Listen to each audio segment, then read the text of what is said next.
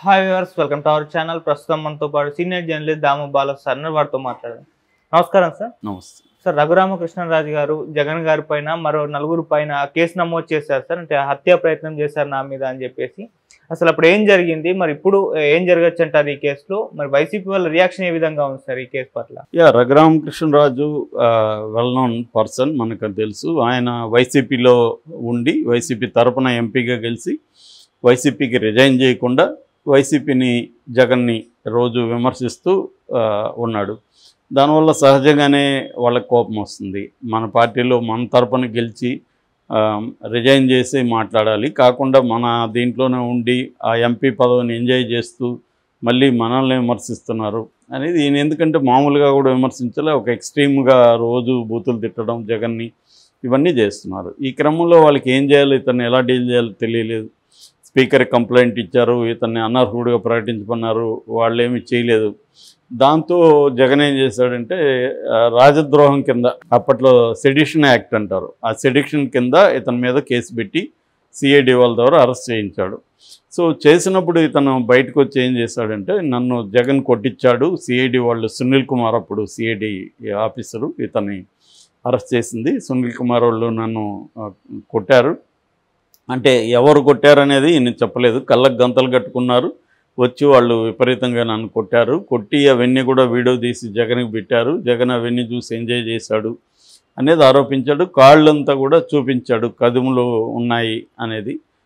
అయితే medical report సంబంధించి Guntur government హాస్పిటల్లో డాక్టర్ ప్రభావతి సూపరింటెండెంట్ కింద నలుగురు మెడికల్ డాక్టర్సు ఇతన్ని కంప్లీట్గా ఎక్స్రే దగ్గర నుంచి అన్నీ పరీక్షించి, అది ఆ కాళ్ళలో ఉన్నది ఇతనికి డయాబెటిక్స్ వల్ల అయిన ఇది తప్ప అవి పోలీస్ దెబ్బలు కాదు అనేది వాళ్ళు సర్టిఫై చేశారు. కోర్టు కూడా దాన్ని బిలీవ్ చేసింది.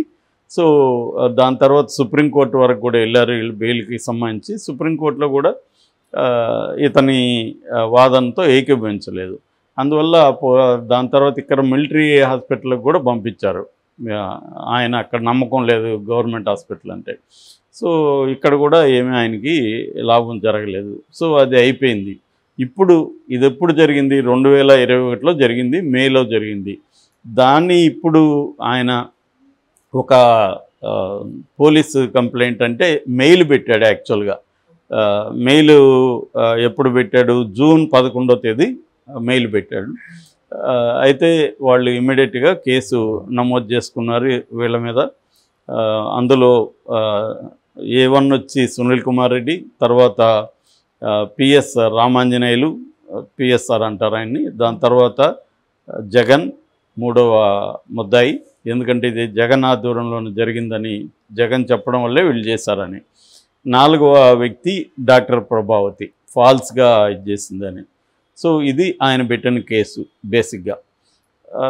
నిజానికి ఆయన్ని కొట్టారా లేదనేది ఆయన చెప్తే తప్ప వేరే సాక్ష్యం ఏమీ లేదు. మామూలుగా పోలీసు దెబ్బలు అలాగే ఉంటాయి, పోలీసులు ఖచ్చితంగా కొడతారు, నో డౌట్. అది మామూలుగా ఈయన్ని కొట్టారా లేదో మనకు తెలియదు, కానీ నా అనుభవంలో పోలీసులు కొట్టడం అనేది వెరీ వెరీ కామన్. కొట్టడమే కాదు, చాలా చిత్రహింసలు పెడతారు. నేను జైల్లో ఉన్నప్పుడు మా పక్కనే క్రైమ్ ఉండేది స్టేషన్.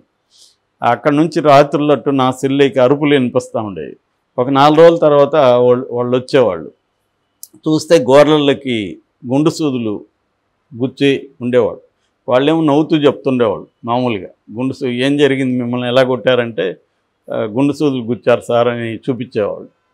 సో అంటే వాళ్ళకి అలవాటు అయిపోయింది. మనకేమో భయం వేస్తుంది, ఈ స్థాయిలో చిత్రహింసలు పెడతారా.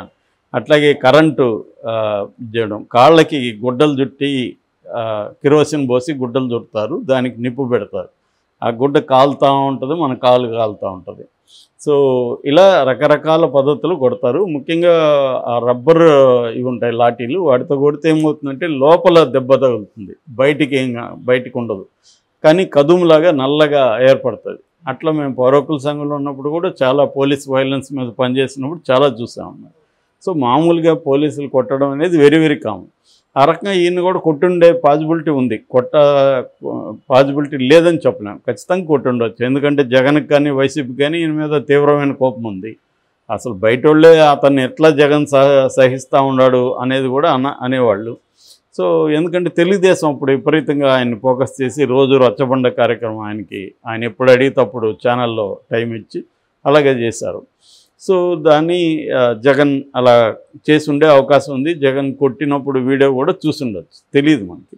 కానీ ఇది కోర్టులో ఎలా నిరూపించాలి, ఇదే సమస్య. మామూలుగా పోలీసు చాలాసార్లు షర్ట్లిప్పి కదుములంతా చూపించిన సందర్భాల్లో కూడా కోర్టులు ఏమి చేసింది ఏం లేదు. మామూలు కామన్ పీపుల్ని అనేక సార్లు కోర్టు, ఆ మధ్య కూడా మనం ఇక్కడ మన స్టోరీ కూడా చెప్పుకున్నాం కదా, ఎల్బీ నగర్లో ఒక ట్రైబల్ లక్ష్మి అనే ఒక ట్రైబల్ ఆమెని భయంకరంగా కొట్టారు. ఆమె తొడల మీద అంతా ఇంతంతలా వాసిపోయింది. ఏమైంది ఆ కేసులో? సస్పెండ్ చేశారు పేరుకి, ఆ తర్వాత వాళ్ళకి ఉద్యోగాలు ఇచ్చేసి ఉంటారు. ఆ తర్వాత ఫాలోఅప్ ఏం లేదు. సస్పెన్షన్ అనేది ఒక రకంగా హాలిడేస్ లాంటిది, వాళ్ళకి ఎంజాయ్ చేసి మళ్ళీ వచ్చుంటారు, టూర్ గీరు పోయి వచ్చుంటారు వాళ్ళు. సో ఇది జరుగుతుంది తప్ప ఏమీ ఈ లాకప్ డెత్లు కావచ్చు లేకపోతే పోలీస్ వైలెన్స్ కేసులో వాళ్ళకి శిక్షలు పడేది అనేది వెరీ వెరీ వెరీ రేర్ అనమాట. సో కాబట్టి ఈయన చేసుండొచ్చు. కానీ వీళ్ళు ఏం చెప్తున్నారంటే పొన్నవల సుధాకర్ రెడ్డి వీళ్ళందరూ, సాక్షి వీళ్ళందరూ రాస్తున్నారు. అది వీళ్ళు అడిగే పాయింట్ ఏంటంటే, ఈయన అప్పుడేమో ఎవరు కొట్టారో తెలియదని చెప్పాడు, ఇప్పుడేమో సునీల్ కుమార్ రెడ్డి కొట్టాడు, రామాంజనేయులు కొట్టారని చెప్తున్నాడు. సో అప్పుడు వాంగ్మూలం ఇచ్చాడు.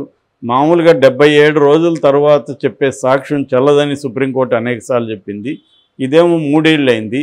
సో సుప్రీంకోర్టును ధిక్కరిస్తున్నట్టుగా ఉంది ఈయన కేసు పెట్టడం. తర్వాత ఈయన కేసు 11వ తేదీ పెడితే 10వ తేదీ పోలీసులు లీగల్ ఒపీనియన్ రిజిస్టర్ చేశారు. అది ఎలా సాధ్యము?